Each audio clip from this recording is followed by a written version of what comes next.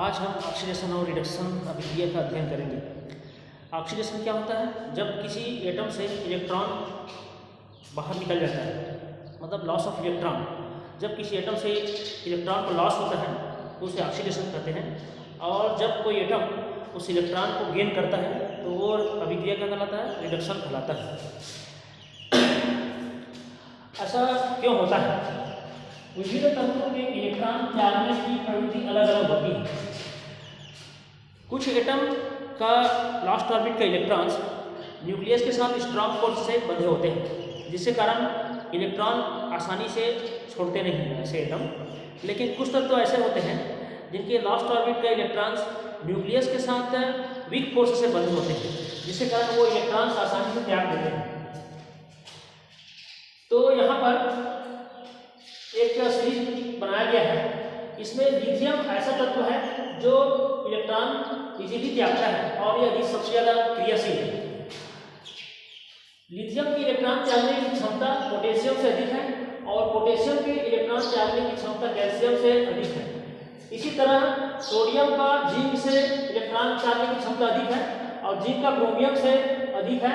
इसी प्रकार कॉपर का इलेक्ट्रॉन त्यागने की क्षमता मरकरी से और सिल्वर से अधिक है। इस तरह से हम देखते हैं कि इलेक्ट्रॉन त्यागने की क्षमता बाईं ओर के परमाणुओं की अधिक है और दाईं ओर के परमाणुओं की कम है। तो बाईं से दाईं ओर की जब चलेंगे, इस तरह से जब लेफ्ट से राइट की तरफ चलेंगे तो जो एटम है उनकी इलेक्ट्रॉन त्यागने की क्षमता कम है। तो इसी से परमाणु की क्रियाशीलता का पता चलता है कि जो एटम जितना इजीली लास्ट ऑर्बिट के इलेक्ट्रॉन त्याग देता है या उसको छोड़ता है, उस एटम की क्रियाशीलता अधिक होती है। जैसे यहाँ पर सोडियम है और उसके पहले पोटेशियम है, तो पोटेशियम सोडियम की अपेक्षा अधिक क्रियाशील है। इसी प्रकार सबसे ज़्यादा जो इलेक्ट्रॉन त्यागने की क्षमता है लिथियम का, तो लिथियम सबसे अधिक शक्ति की धातु कहलाता है। इसका ऑक्सीडेशन और रिडक्शन में यूज कैसे होता है, इसको देखते हैं।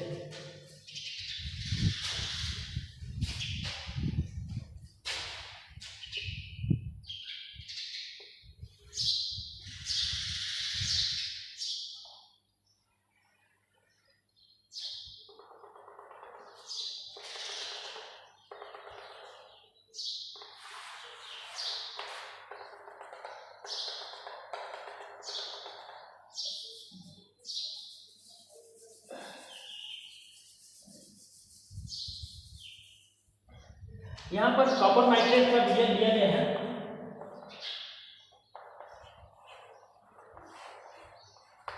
ये कॉपर नाइट्रेट का इसका रंग नीला होता है। कॉपर नाइट्रेट के विलयन में कॉपर और नाइट्रेट आयन आयनिक फॉर्म में होते हैं, मतलब कॉपर और नाइट्रेट अलग हो जाएंगे और यहाँ पर क्या होगा? कॉपर का आयन और नाइट्रेट का आयन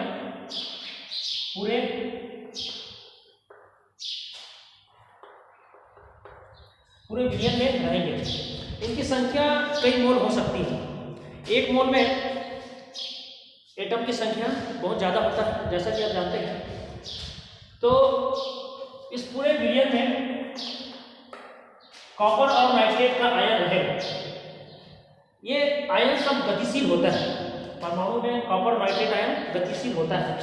इसमें एक देखिए कॉपर है, यहाँ पर हमने कॉपर से अधिक सक्रिय क्या होता है? जिंक।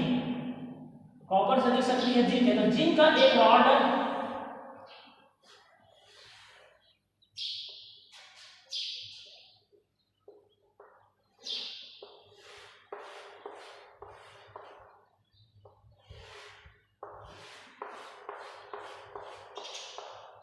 ये जिंक का रॉड है।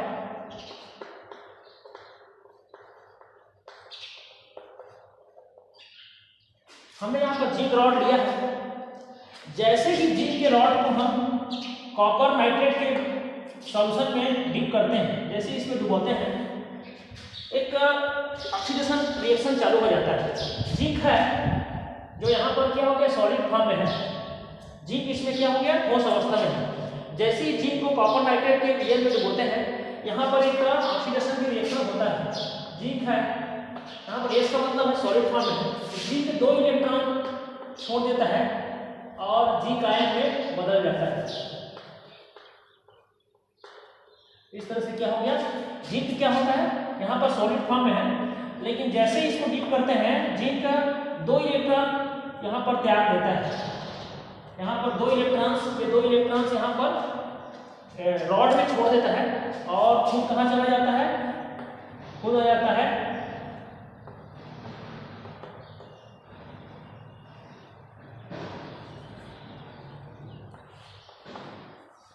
खुद कहाँ चला जाता है, विलयन में चला जाता है। जिंक का ऑक्सीडाइज होता है और जिंक का ऑक्सीकरण होता है और ये जिंक आयन किसमें चला जाता है, विलयन में चला जाता है। तो इसको दिखाते हैं AQ से। AQ मतलब क्या होता है, जली विलयन। ये क्या है, AQ का मतलब एक्वेस है, एक्वेस मतलब होता है जली विलयन में चला जाता है। ये क्या है, कॉपर नाइट्रेट का जली विलयन है, इस कॉपर नाइट्रेट के विलयन में चला जाता है। तो ये जो जिंक है 2 इलेक्ट्रॉन यहाँ छोड़ता है और कहाँ चला जाता है, विलयन में चला जाता है, जिंक आयन बना के विलयन में चला जाता है। अब इस 2 इलेक्ट्रॉन को ये जो कॉपर है क्या करता है, विलयन का कॉपर आयन क्या करता है, इस 2 इलेक्ट्रॉन को ग्रहण करता है और कॉपर सॉलिड फॉर्म में आ जाता है। इस तरह से क्या होगा, ये जो आयन है ये क्या करता है, कॉपर आयन 2 इलेक्ट्रॉन को ग्रहण करता है और यहाँ पर इस तरह से चिपक जाता है। ये जो है यहाँ पर चिपक जाता है। इसी प्रकार ऐसा बहुत सारे एटम्स हैं। तो ये जो कॉपर धातु का एटम है कहाँ चला जाता है, इसी प्रकार फिर से 2 इलेक्ट्रॉन छोड़ता है और यहाँ पर क्या हो जाएगा, जिंक एक्वियस फॉर्म में चला जाता है। तो जिंक रॉड का परमाणु इस जिंक रॉड को छोड़कर इस विलयन में चला जाता है और यहाँ पर 2 इलेक्ट्रॉन छोड़ता है। तो ये 2 इलेक्ट्रॉन को कौन ग्रहण करता है, ये जो कॉपर आयन है इस 2 इलेक्ट्रॉन को ग्रहण करता है और इस तरह से यहाँ पर चिपक जाता है। इस तरह से समय के साथ देखेंगे बहुत सारे जिंक आयन ऑक्सीडाइज होता है, बहुत सारे जिंक आयन का ऑक्सीकरण होता है और ये कहाँ चले जाता है, विलयन में चला जाता है। तो विलयन में जिंक आयन की मात्रा बढ़ने लगती है। अब विलयन का जो कॉपर आयन है, विलयन में जो कॉपर आयन है वो क्या करता है, इसमें क्या जिंक के 2 इलेक्ट्रॉन्स को ग्रहण कर कहाँ पर चला जाता है, इस तरह से इस पट्टी पे चिपकने लगता है। समय के साथ क्या होता है कि बहुत सारे जो कॉपर है, विलयन में जितने कॉपर आयन है वो कॉपर आयन इसी तरह से ये इस तरह से जिंक की पट्टी पर बैठ जाता है। इस तरह से जिंक की पट्टी पर क्या बहुत सारे कॉपर आयन, ये सभी क्या है, कॉपर आयन क्या करता है, जिंक की पट्टी पर इस तरह से जमा होने लगता है। ये सभी कॉपर आयन है। तो विलयन में जिंक चला जाता है और विलयन का जो कॉपर आयन है, जितने कॉपर आयन है, ये जो कॉपर आयन है ये सभी कॉपर आयन कहाँ चले जाएगा, रॉड में चिपक जाता है। तो विलयन में कॉपर आयन की मात्रा कम होने लगती है। जैसे जैसे इस विलयन में कॉपर आयन की मात्रा कम होने लगती है, विलयन रंगहीन होता है। पहले कौन सा रंग में था, नीला कलर में था। ये जो विलयन है पहले कौन सा कलर में था, नीला कलर में था। अब कॉपर आयन के हटने के साथ क्या हो गया, इसका नीला रंग धीरे धीरे फीका पड़ने लगता है और ये धीरे धीरे क्या हो जाता है, ये विलयन रंगहीन हो जाता है। इस तरह से आपने देखा कि ऑक्सीकरण और अपचयन की क्रिया दोनों एक साथ साथ होता है। तो दोनों को एक साथ इस तरह से लिखा जाता है, ये जिंक है प्लस लेफ्ट साइड का है प्लस कॉपर आयन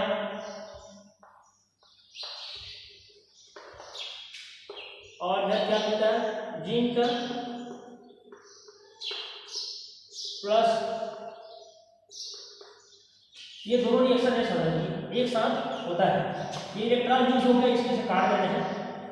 इस तरह से ऑक्सीडेशन, इस तरह से ऑक्सीडेशन और रिडक्शन दोनों अभिक्रिया साथ साथ होता है। तो जिंक का ऑक्सीकरण होता है और कॉपर का रिडक्शन मतलब अपचयन होता है।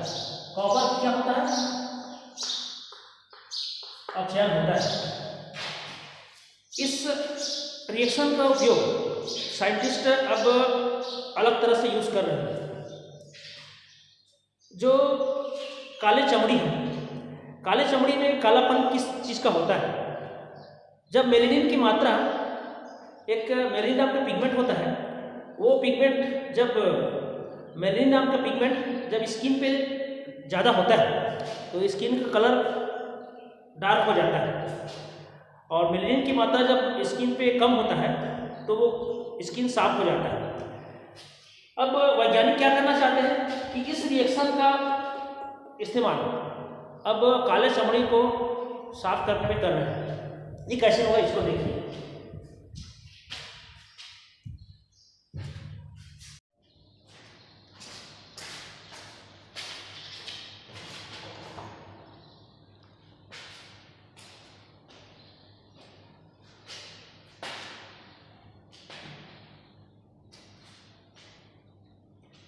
इस प्रोसेस में कॉपर नाइट्रेट के विलयन का कॉपर आयन इस तरह से जिंक के रॉड के ऊपर जमा होने लगता है।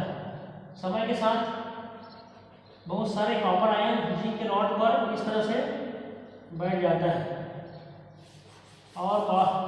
और जिंक का रॉड लाल कलर में बदल जाता है। इस तरह से पूरा लाल कलर का लेयर, कॉपर का लेयर लाल कलर में इस तरह से बैठ जाता है।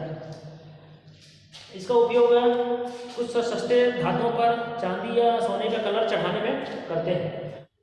अब साइंटिस्ट इसी प्रोसेस का उपयोग काले चमड़ी को साफ करने में कर रहे हैं। कैसे करेंगे? काली स्किन पर क्या होता है, जब मेलेनिन की मात्रा ज़्यादा हो जाती है तो स्किन डार्क हो जाता है, जब वो मेलेनिन की मात्रा कम हो जाती है तो स्किन साफ हो जाता है। तो अगर मान लीजिए यहाँ पर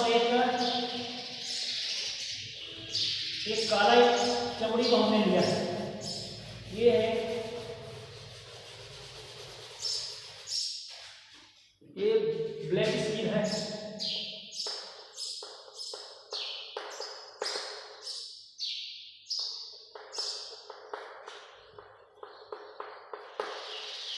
काला चमड़ी दिया गया है, और यहाँ पर कॉपर नाइट्रेट का ये विलयन है।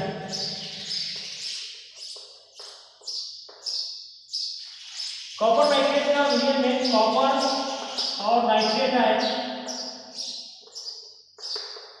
कॉपर नाइट्रेट आयन इस तरह से क्या होगा, घूमते रहते हैं। तो यहाँ पर दो प्रोसेस हो सकता है। जिस प्रकार यहाँ पर जिंक का आयन,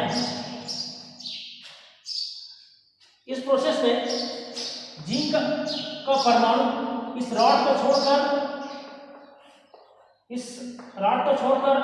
विलयन में चला जाता है।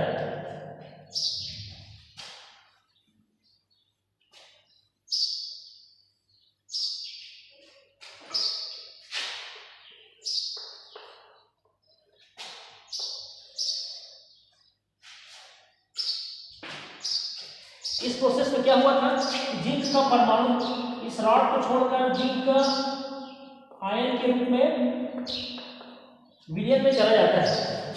जिंक का परमाणु क्या होगा, जिंक आयन के रूप में इस तरह से विलयन में चला जाता है। जिस तरह से जिंक का परमाणु विलयन में चला गया, उसी प्रकार मेलेनिन विलयन में जा सकता है। यहाँ पर दो प्रोसेस होगा, या तो जो मेलेनिन जो पिगमेंट है वो चमड़ी से निकलकर इस विलयन में जा सकता है, जिस तरह से जिंक इसमें चला गया, विलयन में चला गया। दूसरा प्रोसेस क्या हो सकता है, ये जो कॉपर आयन यहाँ पर जिस तरह से कॉपर आयन इस जिंक के रॉड पर बैठ गया था, कॉपर का आयन इस जिंक के रॉड पर इस तरह से जमा हो गया था, वैसे ही क्या हो सकता है, ये कॉपर आयन इस चमड़ी पर इस तरह से जमा हो सकता है।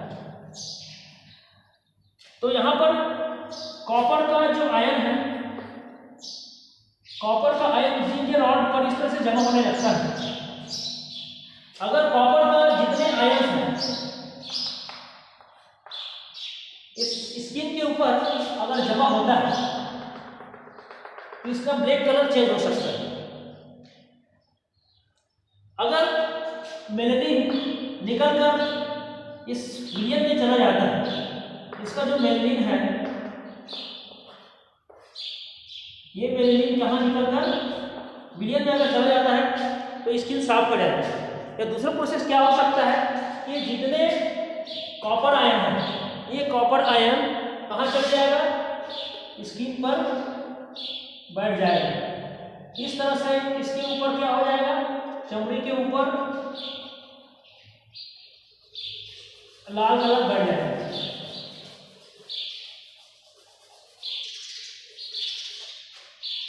अगर ये प्रैक्टिकल प्रूफ होता है, अगर ये प्रैक्टिकल सही प्रूफ होता है तो इसका जो काला चमड़ी है, काला चमड़ी क्या हो जाएगा, व्हाइट चमड़ी में बदल जाएगा। एक टैंक लेंगे, उस टैंक में कॉपर सल्फेट या कॉपर नाइट्रेट क्या ले सकते हैं, कॉपर सल्फेट ले सकते हैं, कॉपर नाइट्रेट ले सकते हैं, सिल्वर नाइट्रेट ले सकते हैं, या इसी तरह के और दूसरे जो विलियन है उसको ले सकते हैं। मान लीजिए एक टंकी में एक काले कलर के भैंस को डुबो दें और उस टंकी में क्या रखा है, कॉपर नाइट्रेट, कॉपर सल्फेट या सिल्वर नाइट्रेट का विलियन है। तो काले कलर के भैंस के चमड़ी से जितने मेलेनिन है निकल कर अगर सॉल्यूशन में चला जाता है, इस सॉल्यूशन में चला जाता है तो काला कलर का भैंस सफेद कलर में बदल जाएगा। और मान लीजिए अगर ऐसा नहीं होता है तो दूसरा प्रोसेस क्या होगा कि इस विलियन का कॉपर आयन है, इस विलियन का जो कॉपर आयन है या सिल्वर आयन, विलियन का यह कॉपर आयन या सिल्वर आयन भैंस की चमड़ी के ऊपर जमा हो जाएगा। इस तरह से जमा हो जाएगा।